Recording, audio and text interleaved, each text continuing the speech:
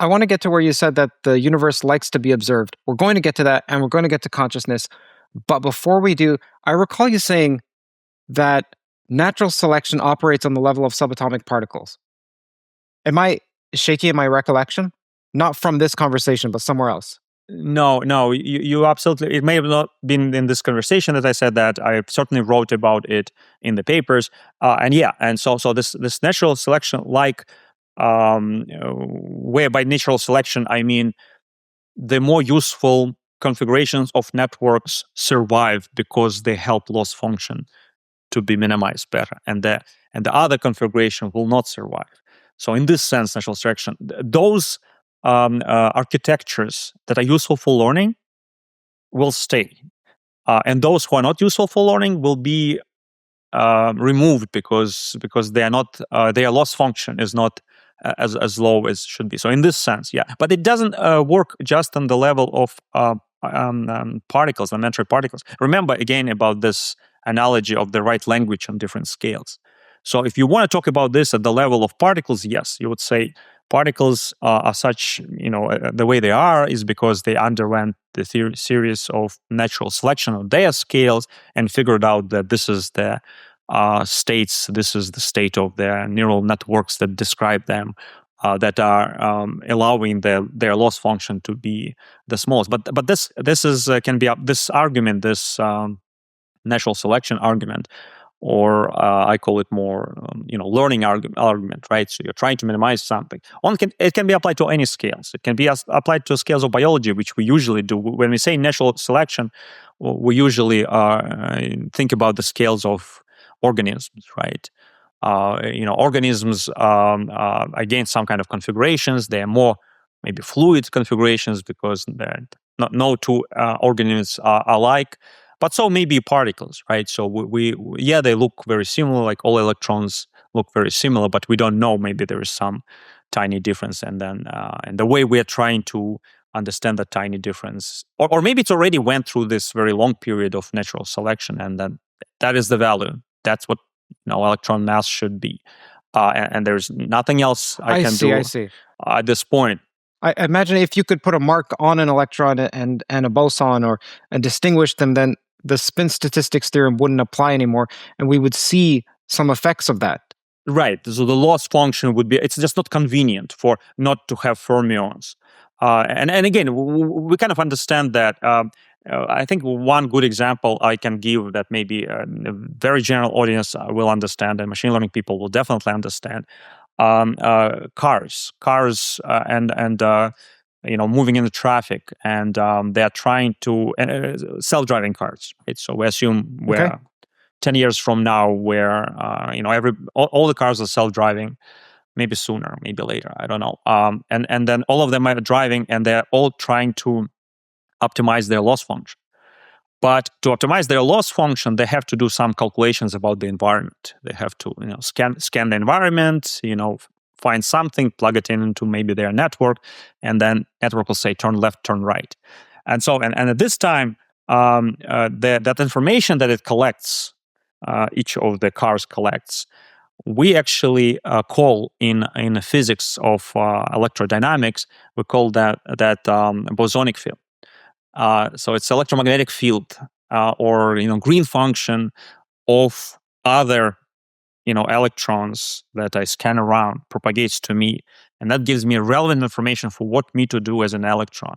Or cars scan around for other cars, get that information and say, okay, that's the relevant information to me for me to make left, right turn, or accelerate. So in this sense, cars are like fermions. They are advanced enough to be able to process not the state of the entire universe around them, because they are tiny, but relevant information for them to optimize their life. And if they would be doing something else, they would not behave as an electron, and that would create some kind of unstable behavior, and this whole system would not work as it should. So just like all the cars converge to some, all self-driving cars are using the same software just because that's useful.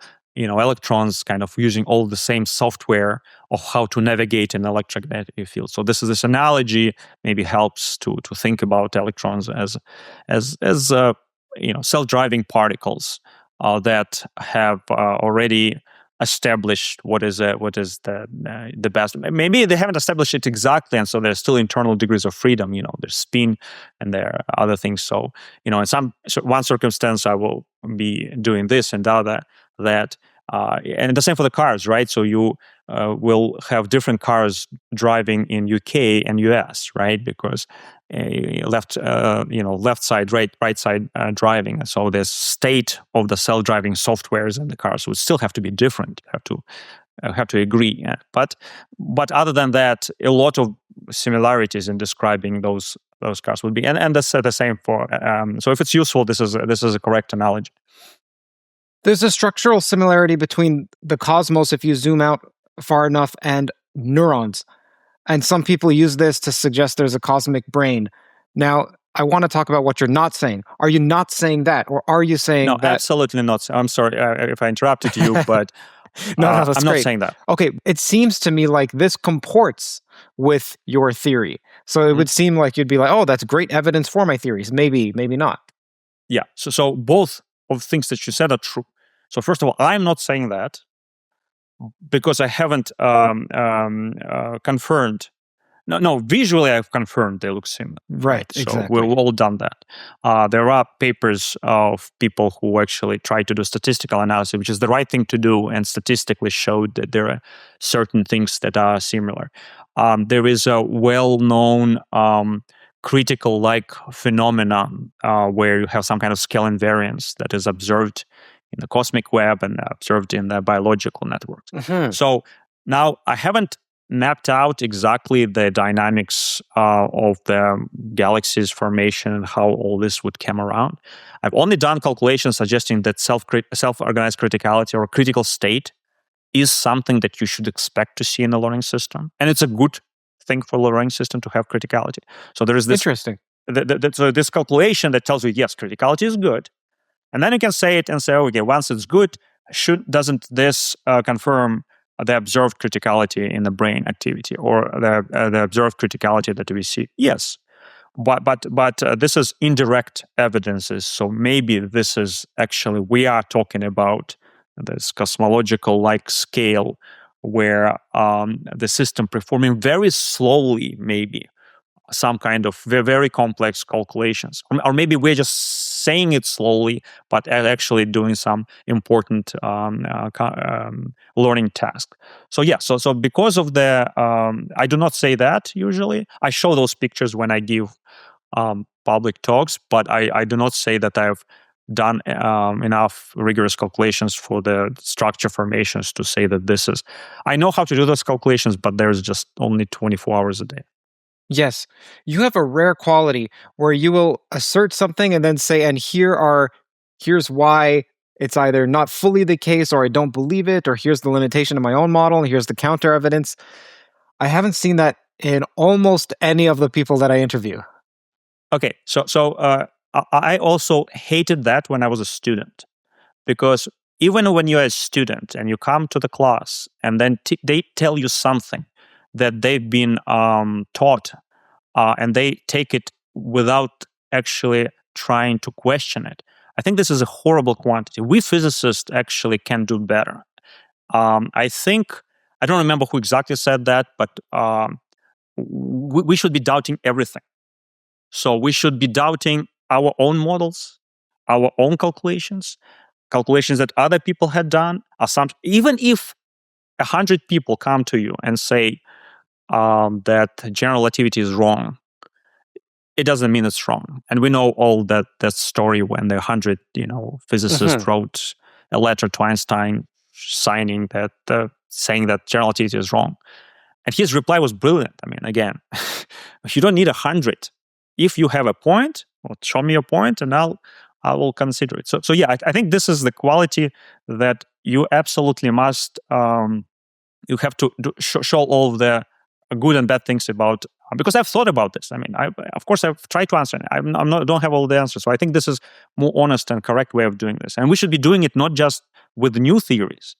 There are a lot of problems with existing theories. Classical theories are not as pure as they thought. There are divergences and things we don't fully understand, and we should be telling people and students about them when we discuss all this. So don't put anything under the rug. That's kind of my approach, because sooner or later the smarter people will find what's under the rug, and that's certainly very, very important. With that out of the way, and thank you for that, by the way, let's get to consciousness.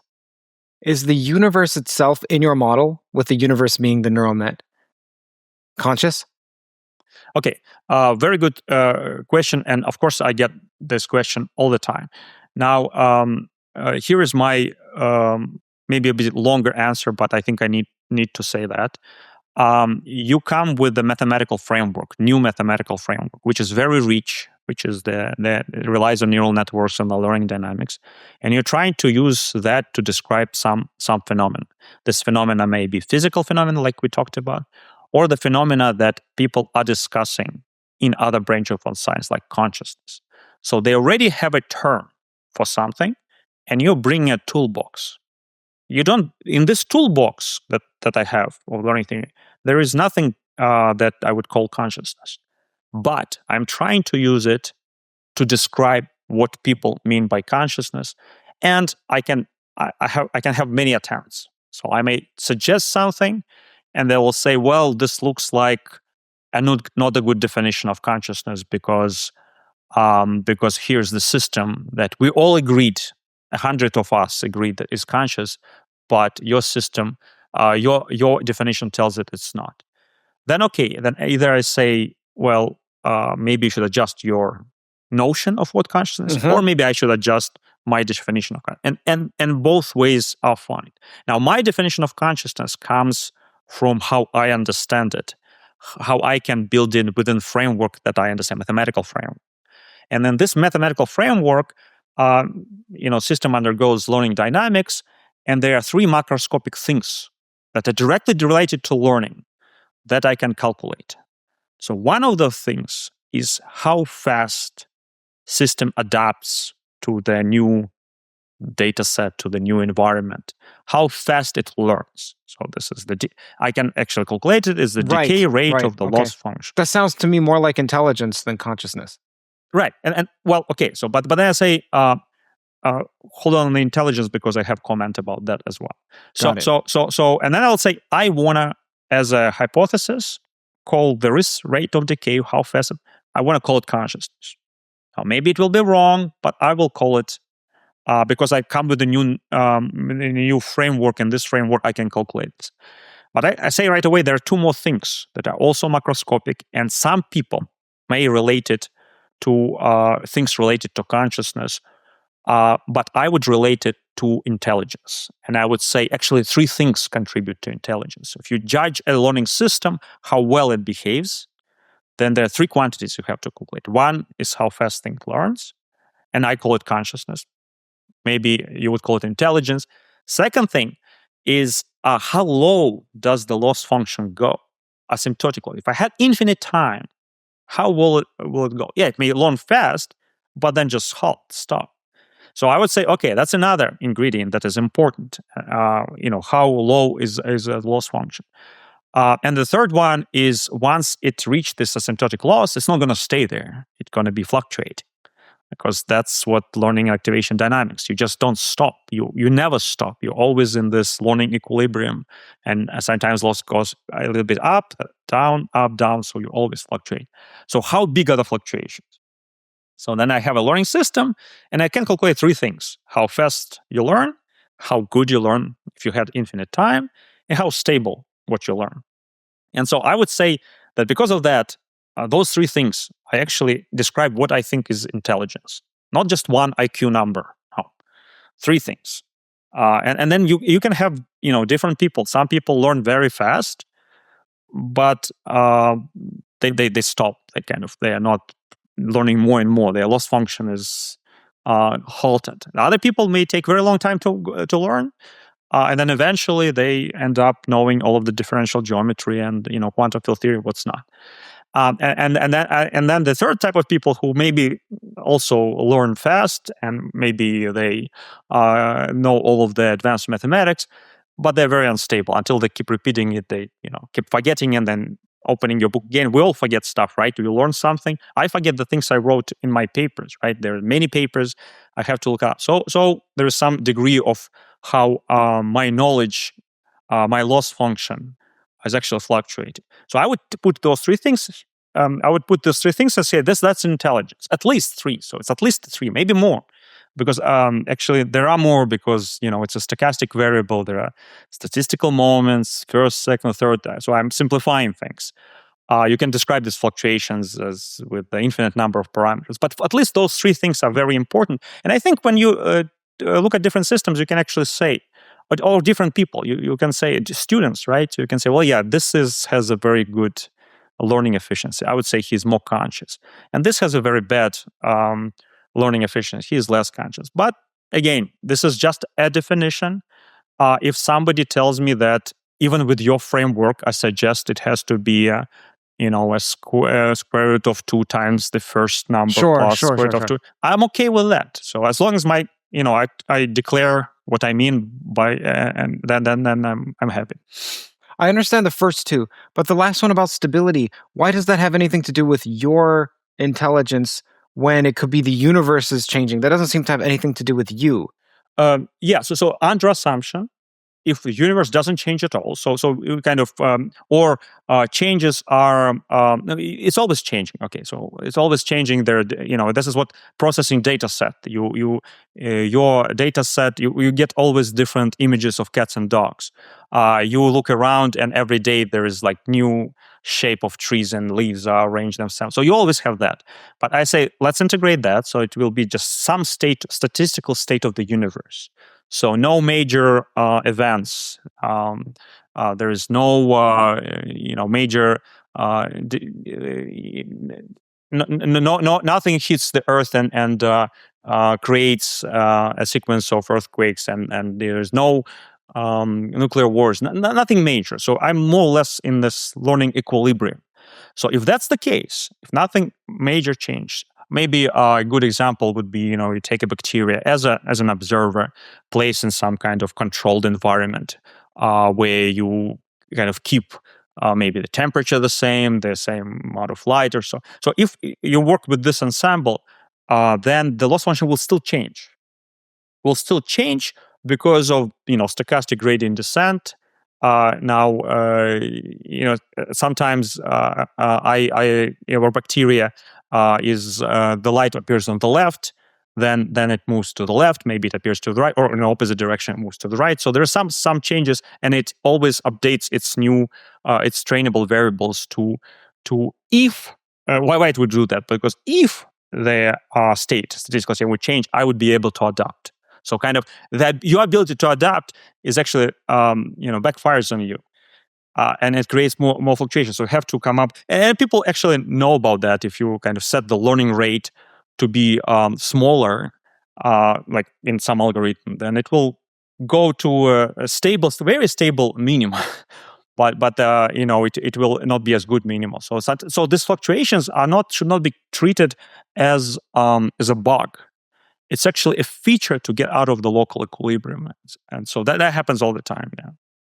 Hi, everyone. Hope you're enjoying today's episode. If you're hungry for deeper dives into physics, AI, consciousness, philosophy, along with my personal reflections, you'll find it all on my Substack. Subscribers get first access to new episodes, new posts as well, behind-the-scenes insights, and the chance to be a part of a thriving community of like-minded pilgrimers. By joining, you'll directly be supporting my work and helping keep these conversations at the cutting edge. So click the link on screen here, hit subscribe, and let's keep pushing the boundaries of knowledge together. Thank you and enjoy the show. Just so you know, if you're listening, it's CurtJaimungal.org, CurtJaimungal.org.